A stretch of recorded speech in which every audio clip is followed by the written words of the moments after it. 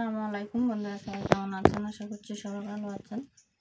আমি আজকে করব ছোট মাছের পাতুরি লাউ পাতা দিয়ে। এই এখানে আমি কিছুটা মাছ নিয়েছি, ছোট মাছ, আর এখানে লাউ পাতা নিয়েছি।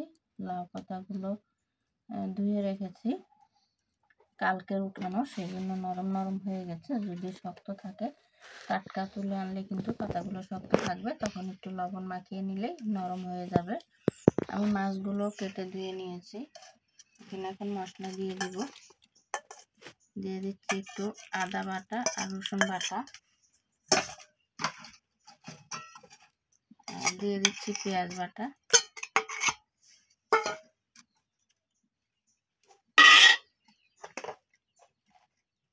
দিয়ে দিচ্ছি হলুদ, জিরা, ধনে,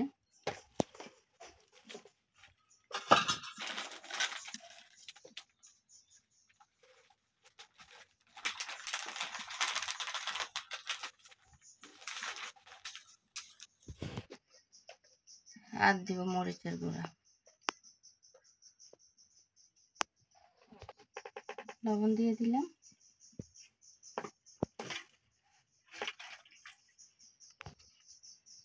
তেল দিয়ে দিচ্ছি।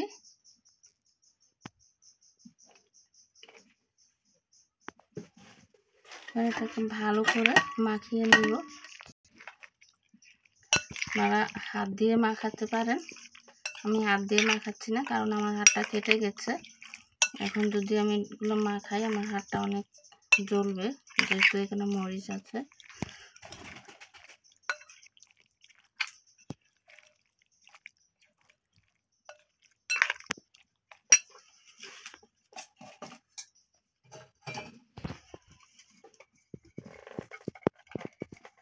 কিছুটা পেঁয়াজ দিয়ে দিচ্ছি, আর একটু মাখিয়ে নিব। পাতা নিয়ে নিলাম, পাতার উপরে মাছ দিয়ে দিলাম।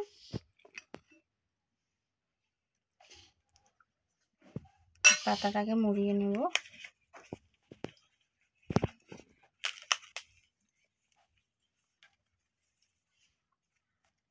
আর একটা পাতা দিয়ে দিব।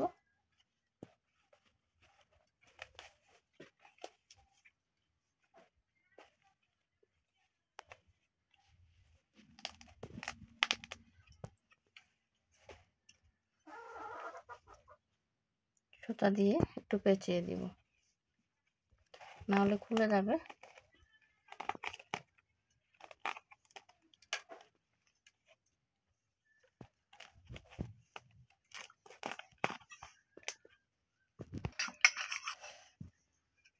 আমি এভাবে করে সবগুলো করে নিব।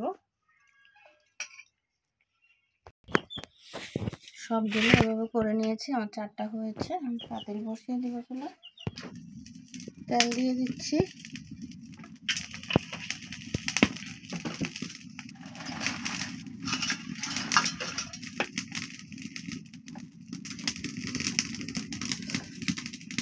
আমি এবার পাতাগুলো বসিয়ে দিব, সবগুলো দিয়ে দিয়েছি। আমি এবার ঢেকে দিব। পাতাগুলো আমি উল্টে দিচ্ছি, দেখতে পাচ্ছেন কি সুন্দরভাবে হয়ে গেছে।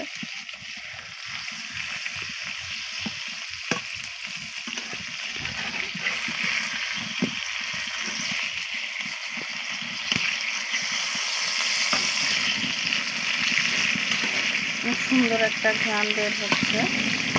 আমি এবার আবার ঢেকে দেব। দেখতে পাচ্ছেন আমার মাছটা কিন্তু প্রায় হয়ে গেছে বন্ধুরা। আমি কিন্তু ধনেপাতা দিতে খালি ভুলে যাই। আমি ধনেপাতা কেটে রেখেছিলাম, কিন্তু দিতে মনে নেই। মরিচও কেটে রেখেছিলাম, তাই আমি উপরে দিয়ে দিচ্ছি। কি আর করা, ঘ্রাণটা তো হবে।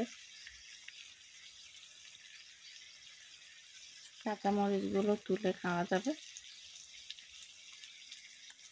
তাড়াতাড়ি করছিলাম, সেই জন্য আসলে ভুলে গেছি। আমি এবার আর একটু ঢেকে দিচ্ছি। আমার পাতুরি হয়ে গেছে, আমি এবার নামিয়ে নেব। দেখতে পাচ্ছেন কতটা সুন্দর হয়েছে।